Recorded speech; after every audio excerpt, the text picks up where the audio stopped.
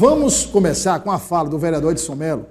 Nós ouvimos vários aliados do candidato Fábio Novo, agora vamos ouvir a opinião do vereador Edson Mello em relação à reunião convocada ontem pelo governador Rafael Fonteles, com a participação de Fábio Novo e toda a base aliada.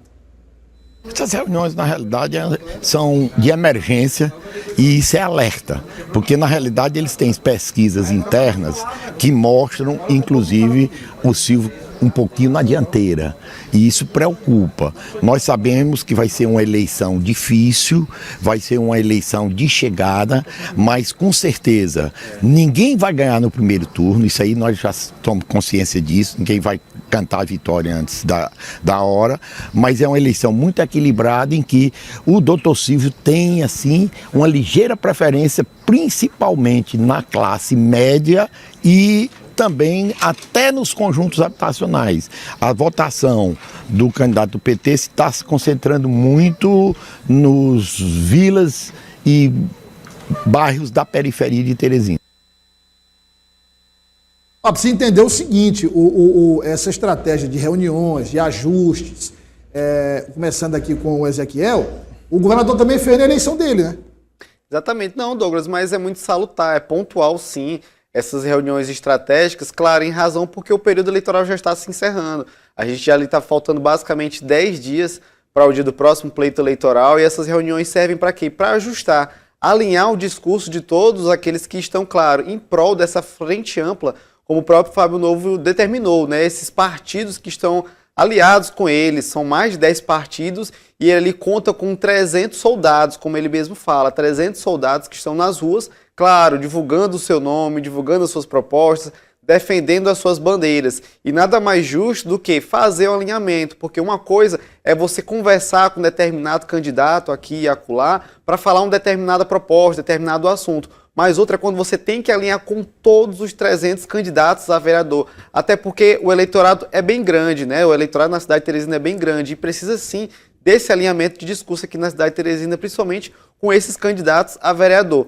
E no caso, o Edson Mello, ele falou essas críticas, Douglas, em razão de quê? Porque, segundo ele, o candidato a qual ele apoia, que é o candidato Silvio Mendes, ex-prefeito de Teresina, segundo ele, apesar dessa polarização que a gente observa, segundo ele, Silvio Mendes ainda está na dianteira, ou seja, ainda está à frente de Fábio Novo. E segundo ele, Edson Mello, seria um sinal, claro, como ele falou aí, de desespero. Mas o que a gente observa é exatamente isso, que Fábio Novo, juntamente com o governador Rafael Fonteles, tem que alinhar sim esse discurso. É claro, a sustentação hoje de Fábio Novo que ele possui na sua campanha aqui na capital, é claro, em prol das benfeitorias, as políticas públicas proporcionadas pelo governo do estado aqui na cidade de Teresina. Mas algo que a gente observa que está se distanciando mais ainda é de Wellington Dias. A gente não observa mais o nome de Wellington Dias de forma alguma, nem mesmo falado pelos candidatos a vereador e nem mesmo por Fábio Novo e o governador Rafael Fonteles, mas sim a gente observa mais essa sustentação mais própria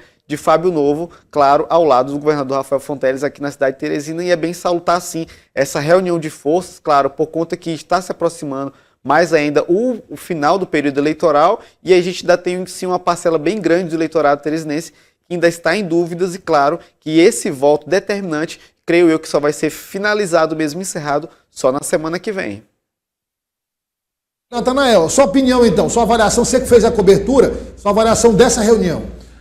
Douglas, esse tipo de situação, como a gente está na reta final da campanha, né, faltando 10 dias, qualquer fato, né, qualquer nova situação que aconteça, gera repercussão dos dois lados. Né? Do lado dos aliados de Fábio Novo, a avaliação é de que de fato é um alinhamento, é um momento de alinhar o discurso, as estratégias e manter a base unida. Né? Já os aliados de Silvio Mendes, a exemplo aí do vereador Edson Mello, decano da Câmara Municipal, avaliam que essa reunião convocada pelo governador já seria um sinal de alerta, seria já uma forma de pressionar, de certa forma, os candidatos a vereador a adotarem essa estratégia do voto casado. Né? O fato é que essa reunião, de fato, já era uma estratégia adotada na eleição passada pelo governador Rafael Fonteles, e o governador assumiu esse protagonismo na articulação política agora em 2024 da campanha de Fábio Novo. Né? O governador, eu diria que é o principal cabo eleitoral de Fábio Novo em Teresina, até se utilizando da sua aprovação aqui na capital e também da boa avaliação do seu governo e dos secretários, o governador colocou o seu nome para endossar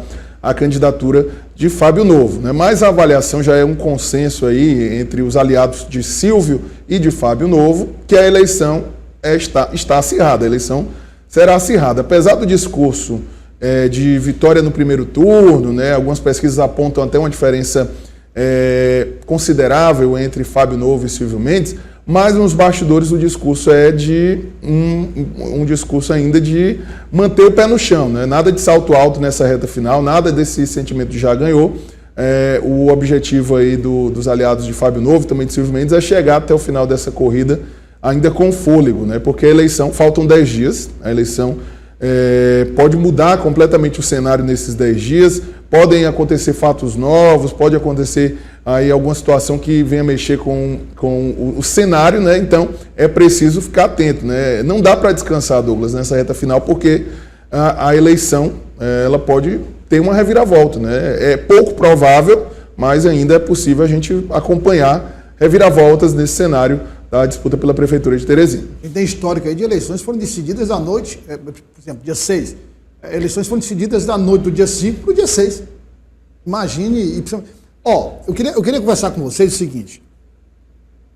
O Natan, o Ezequiel, o João, sempre, os próprios candidatos sempre falam dessa disputa acirrada. E aí vamos colocar os pingos nos is. Estão falando de disputa acirrada entre Fábio Novo, Silvio Mendes e Fábio Novo. É isso. Terceiro colocado nas pesquisas tem aparecido com 3,6, 3,7, é o prefeito de Teresina. Normalmente, quando se fala em disputa acirrada, quando se tem uma terceira via, né, pontuando ali, como Simone Tebet, por exemplo, né? Simone Tebet foi na eleição presidencial. Quando você tem uma terceira via, aí a gente falando de disputa acirrada, com a terceira via ali pontuando razoavelmente bem, é certeza de segundo turno, concorda? Sim. É certeza de segundo turno. Como foi Jair Bolsonaro e Lula. Lula e Jair Bolsonaro. Mas, nesse caso de Teresina, o acirramento sem uma terceira via não quer dizer certeza de segundo turno. Está acirrada, mas por uma mais pequena, a eleição pode ser decidida no primeiro turno. Vocês concordam ou não? Começando com o Ezequiel. Sim.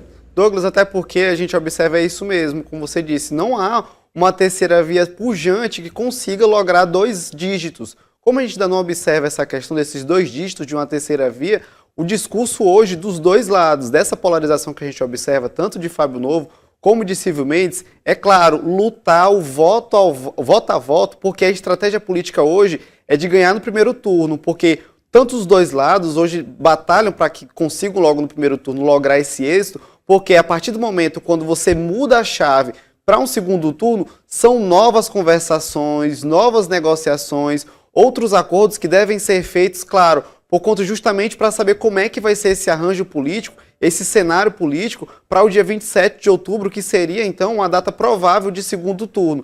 Então, para que não se esgotem essas conversações ou façam outros acordos até um eventual segundo turno, ambos os dois lados lutam para isso, para que essa batalha, essa disputa eleitoral aqui na cidade de Teresina venha já se encerrar agora no dia 6 de outubro. Porque há conversações, sim, que podem vir a somar para um dos dois lados no segundo turno, mas há outras estratégias que podem ser ali colocadas em pauta que acabam dificultando esse processo eleitoral. E o que se determinava de ganhar no primeiro turno acaba que pode se dificultar e se problematizar mais ainda no segundo turno. Então, por isso que ambos os dois lados buscam, claro, lograr logo esse êxito no dia 6 de outubro, porque novas conversações devem ser feitas para um segundo turno e aí a conjuntura já vira outra, são novos acordos, outros personagens devem adentrar justamente nisso, até mesmo aqui uma informação de bastidores que a gente estava apurando, Douglas, é que o presidente Lula deveria vir agora no primeiro turno das eleições, mas aí as conversações acabaram que se esgotaram e Lula não deve vir mais agora nesse primeiro turno. Quem sabe um eventual segundo turno, aí sim, que o presidente Lula que deverá vir ao estado do Piauí, mas pelas conversações que a gente apura ali, é dado mesmo já como certo que o presidente Lula não vai vir agora até o dia 6 de outubro. Nael também sobre essa mesma colocação, essa avaliação, se o Natanael concorda, não concorda. Natanael, fica à vontade. É verdade, viu, Douglas? A diferença, a soma dos demais candidatos, né, talvez nem chegue a ultrapassar a diferença do primeiro e do segundo, né? Se eu não estou enganado, a soma, assim, fazendo a média das pesquisas, a soma dos outros candidatos chega a 2 dígitos? Acho que nem chega a 2 dígitos. Não chega. Não chega. O prefeito Doutor Pessoa aparece ali em média entre 3%, 4% das intenções de votos, os demais 0,5, bem abaixo, 0,7, abaixo de 1 ponto percentual. E ainda com percentual de brancos e nulos, indecisos. Então, essa diferença entre o primeiro e o segundo colocado, independente do resultado, né, deve ser bem pequena, mas há realmente essa possibilidade muito alta da eleição ser definida no primeiro turno aqui na capital. Um segundo turno, como o Ezequiel frisou aí, forçaria um novo cenário, né? Seria uma nova eleição e a gente acompanharia um cenário completamente diferente. Por exemplo, os vereadores eleitos talvez já não teriam o mesmo empenho de pedir esse voto casado, né, endossar a campanha majoritária em um eventual segundo turno, né? Novos acordos aconteceriam. Então acho que até para os candidatos aí que polarizam, né, o Silvio Mendes e o candidato Fábio Novo, é mais interessante uma eleição já no primeiro turno para até facilitar esse trabalho político de articulação. Você recomeça no segundo turno, você recomeça e você tem que conversar, você recomeça, conversar de novo, aí você já tem vereadores eleitos, que foi a mesma mobilização que foi feita no caso do governador Rafael Fonteles, não porque ganhou no primeiro turno, mas no caso do presidente Lula, houve o segundo turno, então houve aquela mobilização de deputados federais, estaduais, que mesmo eleitos para continuarem trabalhando para o segundo turno. Esse mesmo cenário, no eventual segundo turno em Teresina, se repete, só que com vereadores especificamente, né? Até mais fácil mobilizar, porque no caso da eleição nacional eram deputados estaduais, deputados federais, senadores, o número maior, o estado inteiro. Agora é Teresina e só vereadores. Mais fácil mobilizar, mas teria que mobilizar, inclusive os que não foram eleitos. Também, mobilizar inclusive os que não foram eleitos. É motivar esses que não foram eleitos, né? Aí tem que se avaliar quais são os números que saíram das urnas. Houve uma grande diferença? Houve uma grande diferença? Ficou ali, os candidatos ficaram equiparados? Quem elegeu mais vereador, quem não elegeu vereador como esperado? As adesões, a adesão da terceira via é sempre muito importante. Mas essa terceira via é importante a adesão para alguma candidatura? Então são vários contextos que precisam ser analisados num eventual segundo turno. Baseado neles, se traça uma estratégia. Então, vamos aguardar aí. Olha, o Jornal Dia, na edição de hoje, trouxe uma reportagem sobre essa questão de fiscalização. O TCE, o papel do Tribunal de Contas durante o período eleitoral. O conselheiro Kennedy Barros, que é o presidente do TCE, conversou com a nossa reportagem e falou exatamente desse papel da Corte no processo eleitoral. A fiscalização segue normalmente e com relação ao que pode acontecer de uso de máquina indevido no processo eleitoral, o tribunal redobra os cuidados. E aí sim, em parceria com os demais órgãos de controles, as polícias, os ministérios públicos, enfim, a própria sociedade organizada, chamado controle social, tudo no sentido de que agente público, gestor, não possa utilizar a máquina em benefício próprio e tornando assim a eleição desigual. Uns com condições que outros não têm. Então, primeiro que recurso é público, precisa ser aplicado no seu fim. E o fim de recurso público não pode ser beneficiar ninguém em eleição. Baseado na fala do presidente do TCE, a gente também noticiou aqui essa condenação da Fundação Municipal de Saúde, né, Ezequiel? A questão do assédio eleitoral, enfim. O TCE também, aí foi pela Justiça do Trabalho, né? Isso. A condenação Justiça do Trabalho, né? Isso. Mas o TCE também atua nessa área também. Então, são os TCEs no Brasil todo. Ministério Público. Ministério Público, não é? A Justiça Eleitoral, tem também a Justiça do Trabalho, não é? E os próprios partidos, enfim, os protagonistas, né, os players da eleição, fiscalizam. A fiscalização intensa. Agora, esse tipo de crime é um tipo de crime difícil de materializar. Sabe que acontece, não é novidade para ninguém. Você ouviu falar disso? Ouvi falar. Tem como provar? Não tem como provar. Porque nós estamos dizendo que acontece, nós não estamos dizendo aonde acontece. Estou falando, de um modo geral, todo mundo sabe, não é novidade para ninguém que isso acontece. Tanto é que teve uma condenação agora. Agora, materializar, Ezequiel, é a questão.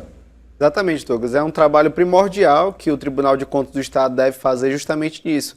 Porque muitos gestores públicos, por estarem no poder, acabam ali querendo, claro, utilizar da máquina pública para tentar ganhar algum tipo de vantagem durante a disputa eleitoral. E justamente esse é o trabalho do TCE, justamente para isso, né? Para acabar com esse tipo de prática realizada no estado do Piauí. A gente observa que diariamente há notícias informando sobre determinado gestor público em cidades do Piauí que acabam sendo julgados, né, por conta de utilizarem a máquina pública em razão disso, de utilizarem de fundos que não era para ser utilizado para o seu fim, para, claro, para bens que são ali algo que não é muito palpável naquele determinado momento, mas após as investigações acaba que o TCE consegue sim determinar para onde que foram aqueles recursos. E o TCE tem esse papel primordial justamente nisso, para fiscalizar essas contas públicas dessas instituições nas cidades piauienses, né? E a gente observa que é isso, que o TCE, juntamente com a Justiça Eleitoral, o Ministério Público do Trabalho e também outras entidades que auxiliam na lisura do processo democrático, estão basicamente para isso, para auxiliar, claro, que o eleitor, o cidadão, tenha o seu voto determinado em direito, né, que é de direito do cidadão piauiense, do brasileiro em si, né, que possa ser colocado na urna sem qualquer tipo de interferência. E o TCE faz esse trabalho continuadamente, né, através dos seus conselheiros da Corte de Contas, para julgar esses processos, e é isso que o conselheiro Kennedy Barros fala. A gente até mesmo observou alguns eventos públicos que estavam sendo realizados durante a pré-campanha, que acabaram ali sendo embargados por conta disso, de acontecer algo ali que pudesse interferir nas eleições, até mesmo agora recentemente, alguns outros eventos que iriam ser realizados nesse último final de semana e agora também nesse final de semana acabaram também sendo embargados por conta ali que o TCE observou que isso poderia sim interferir durante o pleito municipal, e esse é o trabalho primordial do TCE, que é isso, fiscalizar as contas públicas dos gestores municipais para que não utilizem da máquina pública para, claro, conseguir vantagem e também, por conta disso, lograr algum tipo de êxito nas eleições municipais. Natan, tá faltam 10 dias, mas é exatamente nesse período final que esse tipo de ilicitude acontece, né? E nesse momento que os órgãos de controle, aí, a exemplo do TCE, precisam ficar atentos, né, ao uso da máquina nesse processo eleitoral. Cito, por exemplo, até uma das pautas que a gente já noticiou aqui no Dia News e já teve bastante repercussão também, a questão dos shows contratados por prefeituras nesse período que antecede o processo eleitoral. Inclusive, essa semana já, o Ministério Público já apresentou novas recomendações a prefeituras do interior do Piauí sobre a realização de festejos com bandas, com shows contratados com dinheiro público, né? É importante garantir, o Ministério Público quer garantir a realização desses eventos, mas sem essas irregularidades, né? Sem o uso, associação do nome do gestor, de candidatos, partidos, durante o evento, para garantir que haja um equilíbrio, né? A garantir que não haja aí nenhum crime eleitoral durante esse período, né? E nessa reta final, papel dos órgãos de controle como TCE, Ministério Público, o próprio Ministério Público Federal também, e a Justiça Eleitoral ficar de olho, né? Para evitar esse tipo de irregularidades. O candidato que tem a máquina, né? O candidato que está buscando a reeleição, por exemplo, em uma prefeitura, de certa forma ele leva uma vantagem por ter uma maior visibilidade, tem a questão das obras, das inaugurações, enfim. E é importante que isso seja feito dentro da regra para evitar um desequilíbrio na disputa. Aí é uma questão muito assim, porque, vamos lá, ou o prefeito é candidato à reeleição, ou o prefeito não é candidato à reeleição, mas tem um candidato, apoia um candidato, né? Em qualquer situação é assim. Aí eu cito sempre o caso da minha cidade de Castelo do Piauí. Suspenderam o Quênio Putifest, mas o que houve de revolta lá em Castelo, de empresários, comerciantes, as pessoas que tinham suas barracas, aqueles que ganhavam dinheiro no estacionamento, enfim, todo mundo envolvido, direto e indiretamente, e que era beneficiado com o evento, ou beneficiada com o evento, rapaz, olha, foi uma repercussão extremamente negativa. Mas aí, a oposição que governou o município, porque o atual prefeito, o Magno Soares, ele ganhou, ele é prefeito pela segunda vez, né? Foi reeleito. Venceu a penúltima eleição, venceu a última eleição. Até o atual prefeito vencer a eleição, sempre foi a oposição que governou o município. E nunca cancelaram o evento por conta de questão política. E agora alegaram questão política para cancelar o evento. Entendeu? Então, assim, a recomendação é ter cuidado na hora da realização do evento, não é isso? Ou seja, você não pode participar. Tem lá toda a legislação eleitoral explicando detalhadamente o comportamento de quem é gestor e é candidato à reeleição, de quem é gestor e apoia um candidato, dos candidatos apoiados pelos gestores. Se houver qualquer tipo de ilicitude, se houver qualquer tipo de desobediência, punição.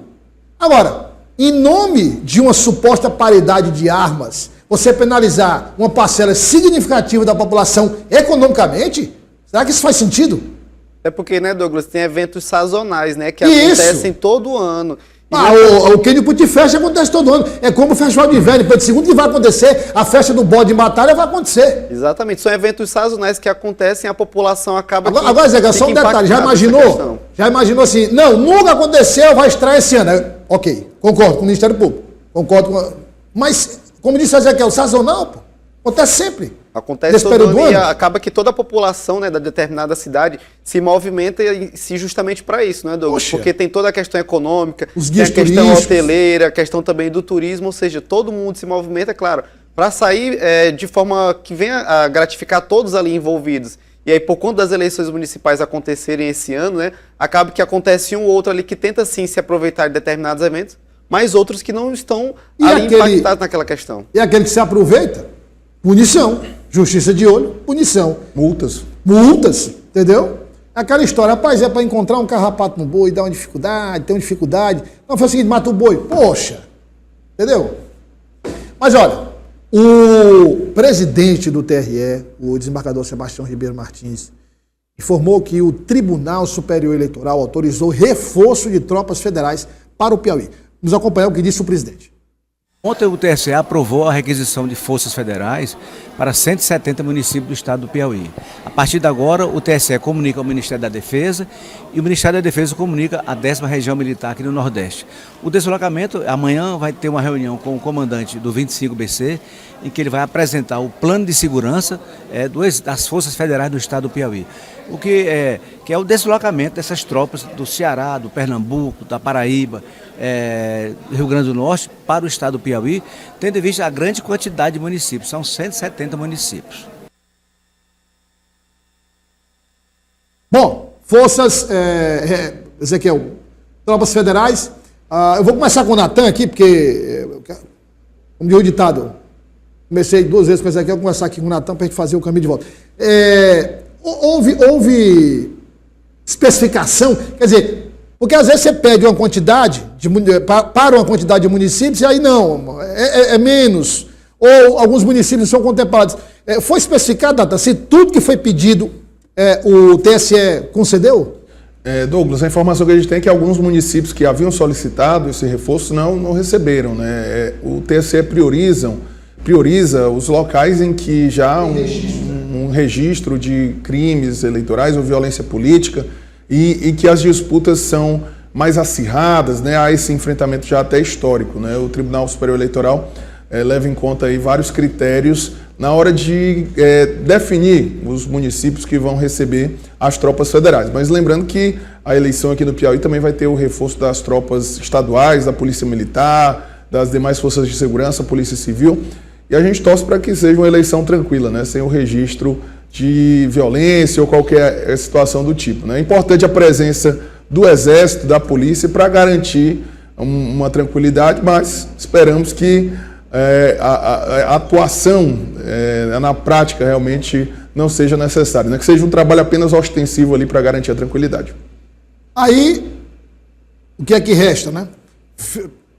Avaliar o que é que foi liberado de tropas federais, e aí já há esse planejamento da segurança pública do Piauí, e nos municípios onde tem guarda municipal, né? Onde tem esse trânsito, enfim, juntar todas essas forças de segurança para garantir, Ezequiel, que tudo ocorra dentro do planejado durante o dia da votação, né? Aí não estamos falando só do dia, não. 2 dias antes da eleição, o dia antes da eleição, o dia da eleição, o pós-eleição também. Comemoração são dias muito delicados.